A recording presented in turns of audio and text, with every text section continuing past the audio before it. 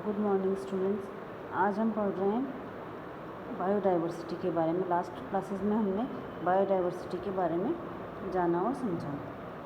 Biodiversity क्या होती है, इसका लॉस किस तरह से हो रहा है और इसका कंजर्वेशन किस तरह से हो रहा है। एक और टॉपिक जो आता है एक्सटिंक्शन में या बायोडाइवर्सिटी लॉस में, वो है एक्सटिंक्शन ऑफ स्पीसीज़। स्पीसीज़ का एक्सटिंक्शन कैसे हुआ, मतलब बायोडाइवर्सिटी का इतना नुकसान हुआ है कि कुछ स्पीसीज़ पूरी तरह से इस धरती से या किसी लोकल प्लेस से विलुप्त हो गई हैं। जो बायोडाइवर्सिटी लॉस का जो सबसे सीरियस इफेक्ट माना जाता है वो मुख्यतः स्पीसीज़ एक्सटिंक्शन ही माना जाता है, क्योंकि अगर कोई कम्युनिटी, कोई प्लांट कम हो जाते हैं या किसी एक जगह पे कम हो जाते हैं तो उसका इफ़ेक्ट बहुत कम होता है उसके के मुकाबले में, जबकि की पूरी स्पीसीज़ ही एक्सटिंक्ट हो जाती है या विलुप्त हो जाती है।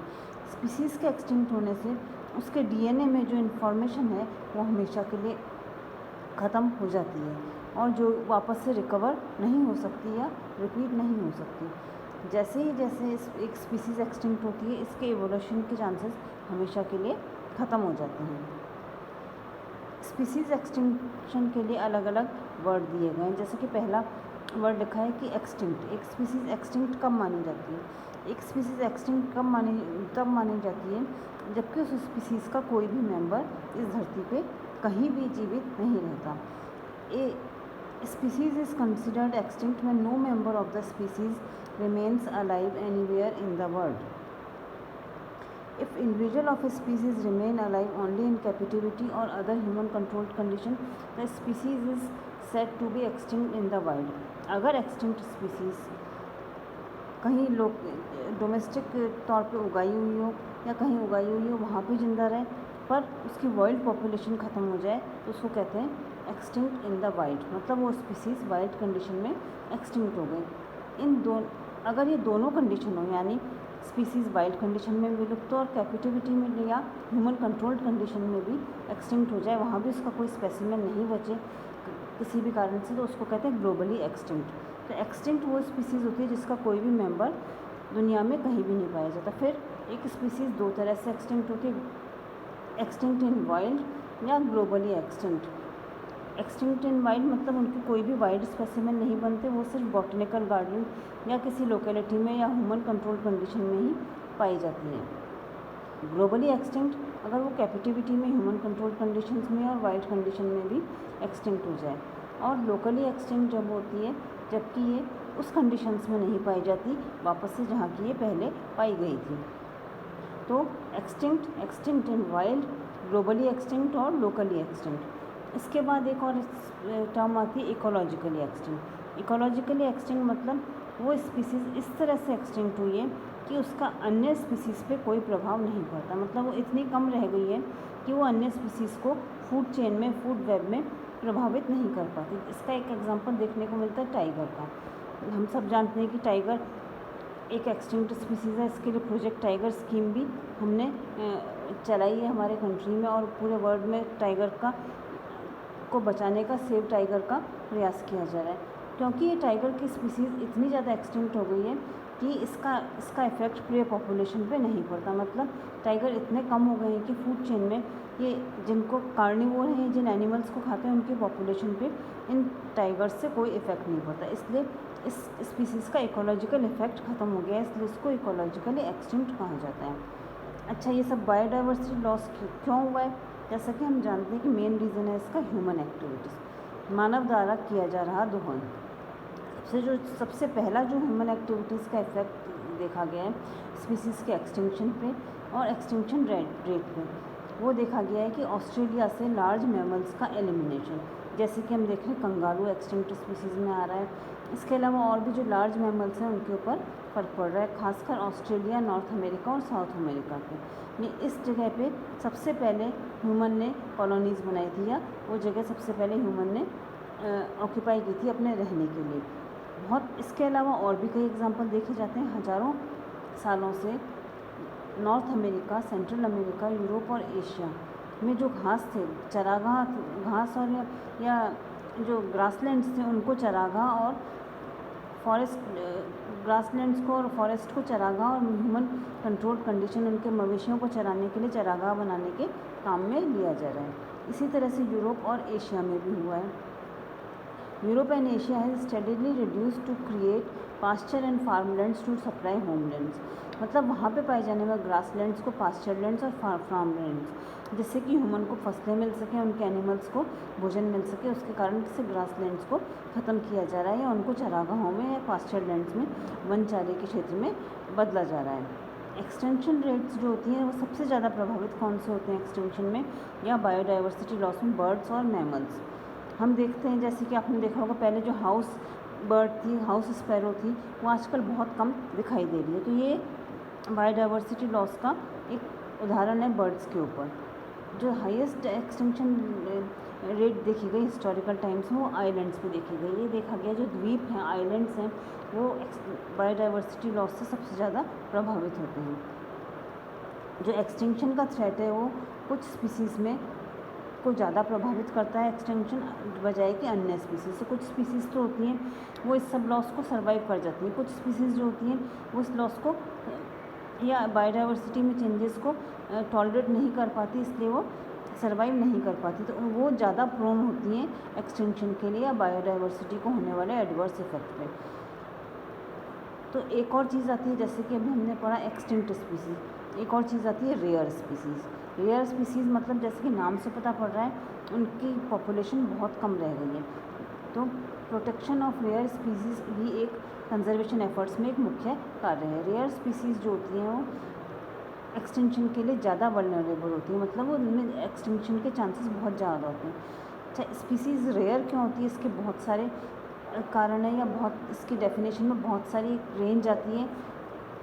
स्पीसीज़ रेयर तब का मानी जाती है जबकि एक बहुत छोटे भौगोलिक क्षेत्र, बहुत नैरो जियोग्राफिक रेंज को वो ऑक्यूपाई करती है। जैसे कि एक प्लांट होता है वीनस फ्लाईट्रैप या डायोनिया मस्किपुला, ये ईस्टर्न यूएसए के कैरोलिना में कोस्टल प्लेन्स को ऑक्यूपाई करता है और ये सिर्फ उसी क्षेत्र में पाया जाता है। इसके अलावा स्पीसीज़ को रेयर भी तब भी माना जाता है कि जब वो कुछ क्षेत्र विशेष में या कुछ क्षेत्र विशेष वाली हैबिटेट्स में पाई जाती है, कुछ स्पेशलाइज्ड हैबिटेट्स में ही पाई जाती है। जैसे कि salt marsh cord grass, Spartina patterns सिर्फ सॉल्ट मार्शेस में पाई जाती है, इसलिए रेयर है क्योंकि ये बहुत कम हैबिटेट्स में या सिर्फ एक ही हैबिटेट में पाई जाती है। इसके अलावा एक स्पीसीज़ रेयर तब भी मानी जाती है जब इसकी बहुत स्मॉल पॉपुलेशन हो या इसका बहुत कम नंबर हो। इसके अलावा अगर कोई स्पीसीज़, ये तो हुआ रेयर स्पीसीज़, रेयर स्पीसीज़ कब? जब पहले हुआ एक्सटिंक्ट, जो स्पीसीज़ या जो एक्सटिंक्ट होने वाली है, फिर हुआ रेयर स्पीसीज़ जो बहुत छोटे जोग्राफिकल क्षेत्र में पाई जाती है या वो सिर्फ किसी एक हैबिटेट में पाई जाती है या फिर वो एक बहुत कम नंबर में पाई जाती है। फिर एक टर्म आती है एंडेमिक। एक स्पीसीज़ एंडेमिक तब होती है जबकि वो एक सिंगल जोग्राफिकल एरिया, सिर्फ एक ही जोग्राफिकल एरिया में पाई जाती है और कहीं नहीं पाई जाती। जैसे अगर कोई स्पीसीज़ थार डेजर्ट में पाई जाती है और कहीं नहीं पाई जाती तो ये उस स्पीसीज़ थार डेजर्ट की एंडेमिक होगी। इसके अलावा जो जैसे हम बायोडाइवर्सिटी लॉस पढ़ रहे हैं, स्पीसीज़ का एक्सटिंक्शन पढ़ रहे हैं, स्पीसीज़ रेयर स्पीसीज़ के बारे में पढ़ रहे हैं, एंडेमिक स्पीसीज़ में पढ़ रहे हैं, तो ये इन सब पे इफेक्ट किसका पड़ता है? ह्यूमन एक्टिविटीज़ का। तो जब एनवायरनमेंट पे ह्यूमन एक्टिविटीज़ का एडवर्स इफेक्ट पड़ता है तो जो पॉपुलेशन साइज़ होता है बहुत स्पीसीज़ का कम हो जाता है, वो रेयर हो जाती हैं, कुछ स्पीसीज़ एक्सटिंक्ट हो जाती हैं। तो इकोलॉजिस्ट ने ये देखा कि सभी स्पीसीज़ के ऊपर बायोडाइवर्सिटी लॉस का समान प्रभाव नहीं पड़ता और सभी स्पीसीज़ एक्सटिंक्ट होने के लिए एकदम से प्रॉन नहीं होती या रेयर नहीं होती। कुछ स्पीसीज़ ज़्यादा वल्नरेबल होती हैं एक्सटिंक्शन के लिए और कुछ कम वल्नरेबल होती हैं। तो इस बहुत सारे ऐसे रीजंस होते हैं कि जिसके कारण के स्पीसीज़ के एक्सटिंक्ट होने के ज़्यादा चांसेस होते हैं in comparison to other species. ये क्या होते हैं? अगर कोई स्पीसीज़ एक्सटिंक्ट या रेयर कब होगी? अगर वो बहुत कम नैरो जियोग्राफिकल स्पेस में पाई जाती है या फिर वो एक बहुत कम पॉपुलेशन में, यानी उनका नंबर बहुत कम होता है, या फिर उसका पॉपुलेशन साइज़ जैसा कि कहा था कि बहुत स्मॉल होता है, या फिर उसकी डेंसिटी या घनत्व बहुत कम होता है। मतलब कई क्षेत्रों में तो पाई जाती है और उस क्षेत्र में प्लांट बहुत कम पाए जाते हैं। जैसे 1 किलोमीटर में किसी स्पीसीज़ के 100 प्लांट पाए जाते हैं पर किसी स्पीसीज़ के 10 ही प्लांट पाए जाते हैं, जिसका मतलब उसकी डेंसिटी कम होती है, उसका होम रेंज बहुत कम होता है, बहुत बड़े आकार की होती है या बहुत छोटे आकार की होती है, उसकी पॉपुलेशन इंक्रीज़ या पॉपुलेशन ग्रोथ रेट बहुत कम होती है, बहुत स्लो ग्रोइंग होती है, डिस्पर्स नहीं होती है आसानी से, उसके स्पोर्स बीज वगैरह का डिस्पर्सल या प्रकीर्णन कम होता है। स्पीसीज़ जो कि माइग्रेट करती हैं। इसके अलावा स्पीसीज़ जिनमें जेनेटिकल वेरिएबिलिटी कम होती है, यानी कि वो जेनेटिकली वीक होती हैं। स्पीसीज़ जो कि स्टेबल एनवायरनमेंट में पाई जाती हैं, जो एनवायरमेंटल चेंजेस को सहन नहीं कर सकती। या स्पीसीज़ एग्रीगेशंस में पाई जाती हैं। या स्पीसीज़ जो बहुत पॉपुलर होती हैं, लोग उनको अब एक्सप्लॉइट करते हैं, हार्वेस्ट करते हैं, हंट करते हैं। तो इस तरह से कई सारे कारण होते हैं जिसके किस कारण स्पीसीज़, कोई स्पीसीज़ होती है जो जल्दी एक्सटिंक्ट हो जाती है, या कुछ स्पीसीज़ होती है वो एडवर्स कंडीशंस को भी सहन कर लेती है। इस आधार पर 3 इसकी कैटेगरीज बनाई गई हैं। क्रिटिकल स्पीसीज़, जिसमें कि 50% या उससे अधिक प्रोबेबिलिटी होती है उसकी एक्सटिंक्शन की अगले 5 सालों में।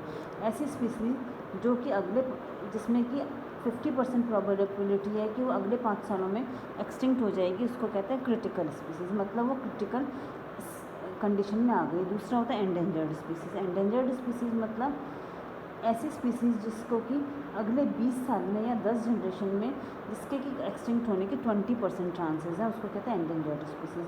तो वो स्पीसीज़ जिसके कि ये चांसेस हैं कि अगले 20 सालों में 20% प्रोबेबिलिटी है कि वो एक्सटिंक्ट हो जाएगी, उसको कहते हैं एंडेंजर्ड स्पीसीज़। फिर है वल्नरेबल स्पीसीज़, जिसकी कि अगले 100 साल में 10% प्रोबेबिलिटी है कि वो एक्सटिंक्ट हो जाएगी। तो इस तरह से इन सब के ऊपर मुख्य रीज़न क्या है, क्या कॉज है स्पीसीज़ के एक्सटिंक्शन होने का, वह ह्यूमन एक्टिविटी। तो बायोडाइवर्सिटी लॉस का सबसे ज़्यादा एडवर्स इफेक्ट है वो स्पीसीज़ लॉस पे, कि पूरी स्पीसीज़ ही धरती से ख़त्म हो जाती है। स्पीसीज़ लॉस को डिटरमाइन करने के लिए अलग अलग टर्म्स दिए गए, एक्सटिंक्ट, रेयर, एंडेमिक। एक्सटिंक्ट भी अलग अलग तरह की होती है, जैसे कि हमने अभी पढ़ा है। फिर ये कि कुछ स्पीसीज़ जल्दी एक्सटिंक्ट होती हैं, कुछ एक्सटिंक्ट नहीं होती, एडवर्स एनवायरनमेंट कंडीशन को भी सहन कर लेती है। तो इसके भी अनेक कारण होते हैं, जैसे मैंने अभी बताया स्पीसीज़ नैरो जियोग्राफिकल रेंज में पाई जाती है, डेंसिटी कम होती है, डिस्पर्सल उसका कम होता है। नेक्स्ट क्लास में हम पढ़ेंगे causes of species extinction. Thank you.